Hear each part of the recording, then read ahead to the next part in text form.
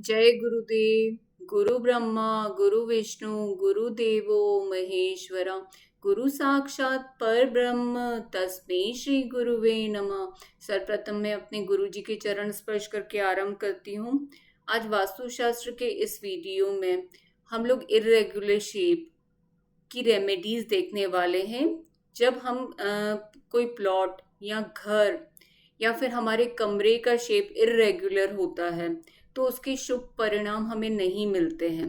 तो हमें उसके लिए क्या रेमेडीज करनी चाहिए, उसके क्या उपाय होते हैं, वह हम इस वीडियो में देखने वाले हैं।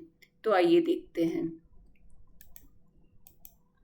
हम सभी जानते हैं कि विश्वकर्म प्रकाश ग्रंथ में स्क्वायर शेप, जिसे कि वर्गाकार भी कहा जाता है, को शुभ बताया गया है।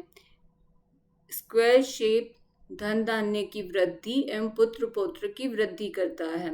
इसी प्रकार से रेक्टेंगल शेप, जिसे कि आयताकार कहा जाता है, इसमें भी यदि व्यक्ति ऐसे शेप में भी यदि व्यक्ति रहता है, चाहे वो आप प्लॉट खरीदते हैं, चाहे आपका कमरा रेक्टेंगल शेप का है या फिर आपका घर रेक्टेंगल है, तो यदि इसमें व्यक्ति निवास करता है तो वह भी काफी शुभ है। वह भी धन धान्य की वृद्धि और पुत्र पौत्र की वृद्धि को देता है। लेकिन जब इर्रेगुलर शेप की बात होती है, जैसे यदि यहाँ पर ये जो शेप है, इसका एक साइड है वो पूरी तिरछी जा रही है, अर्थात यह शेप जो है वह रेगुलर नहीं है, वह इरेगुलर शेप है। उसे ग्रंथों में शुभ नहीं बताया गया है। विश्वकर्म प्रकाश ग्रंथ में इरेगुलर शेप को शुभ नहीं बताया गया है।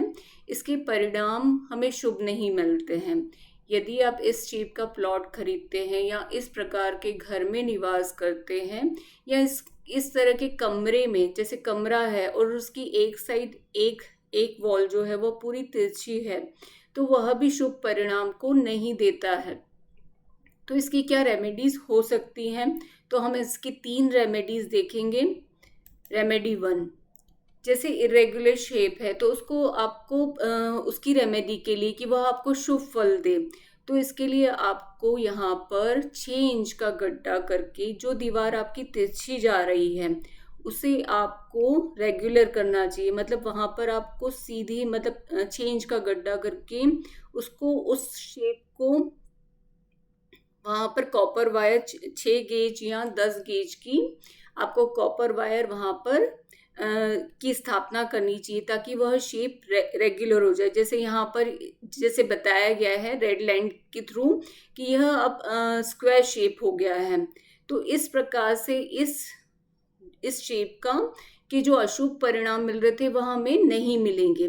इसी प्रकार से यहाँ पे दिखाया गया, जैसे यहाँ पर ये साइड पूरी तिरछी जा रही है, तो इसे भी आपको यहाँ पर कॉपर वायर 6 इंच का गड्ढा करके आपको 6 गेज या 10 गेज की कॉपर वायर की स्थापना करनी चाहिए। इसमें आपको यह बात ध्यान में रखनी चाहिए कि कॉपर वायर में जॉइंट नहीं आना चाहिए, अर्थात टुकड़ों में नहीं होनी चाहिए, वो कंटिन्यूएशन में होनी चाहिए।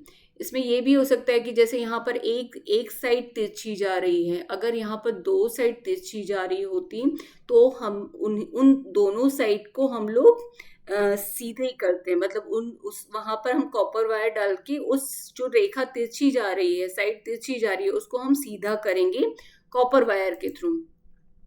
यह तो एक रेमेडी हो गई। लेकिन जब व्यक्ति फर्स्ट फ्लोर पे है या फिर फ्लैट में रह रहा है या वो कॉपर वायर की रेमेडी नहीं कर सकता, तो वो क्या रेमेडी उसके लिए होनी चाहिए? तो आप यह रेमेडी कर सकते हैं, आप रत्नों की स्थापना कर सकते हैं चारों दिशाओं में। जैसे मान के चलिए ये नॉर्थ डायरेक्शन है, ये ईस्ट है, ये साउथ है और ये वेस्ट है। ये नॉर्थ ईस्ट डायरेक्शन, जिसे कि ईशान कोण कहा जाता है। ईशान कोण का ग्रह गुरु है और गुरु का रत्न पुखराज बताया गया है। तो आपको यहाँ पर इस दिशा में पुखराज की स्थापना करनी है। किस प्रकार से करनी है? तो पुखराज आपको लेना है शुभ दिन शुभ मुहूर्त में, और आपको उसे विधि विधान से पूजा करके या तो जमीन के अंदर या फिर कैप्सूल के अंदर इस पुखराज को गाय का दूध, दही, घी, गोमूत्र से स्नान करवाकर, फिर गंगा जल से स्नान करवाकर उसे कैप्सूल के अंदर, अर्थात कॉपर का कैप्सूल हो सकता है, चांदी का कैप्सूल हो सकता है, चाहे तो सोने के कैप्सूल में भी पुखराज को आप रख सकते हैं, और फिर उसके बाद आप चाहे तो उसे दीवार के अंदर ड्रिल कर लीजिए, या फिर आप उसे गड्ढा करके भी ड्रिल कर सकते हैं। इसी प्रकार से यहाँ पर साउथ ईस्ट यानी आग्नेय कोण, आग्नेय कोण के दिक्पाल है अग्नि, और अग्नि का ग्रह है शुक्र, और शुक्र का रत्न है हीरा। तो यहाँ पर हीरे की स्थापना करनी है आपको।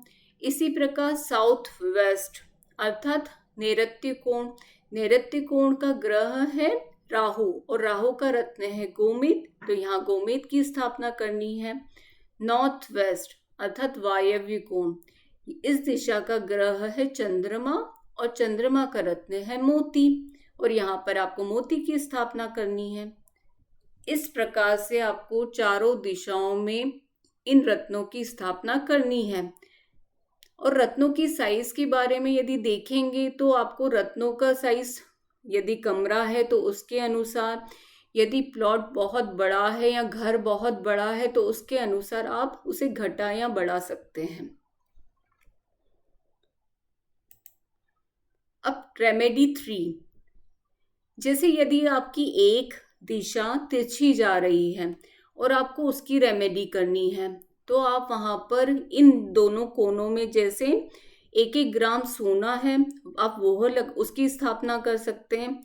चाहे तो सोने का कैप्सूल की ही स्थापना कर सकते हैं दीवार के अंदर पूजा करके विधि विधान से शुभ मुहूर्त में, और चाहे तो चांदी के कैप्सूल या कॉपर के कैप्सूल में सोने को रखकर भी ड्रिल किया जा सकता है, चाहे तो जमीन के अंदर भी उसकी स्थापना की जा सकती है। तो यह हुई थर्ड रेमेडी। इसमें से आपको जो भी ठीक लगता है वह आप इर्रेगुलर शेप की रेमेडी कर सकते हैं। बहुत बहुत धन्यवाद आपका। जय गुरुदेव।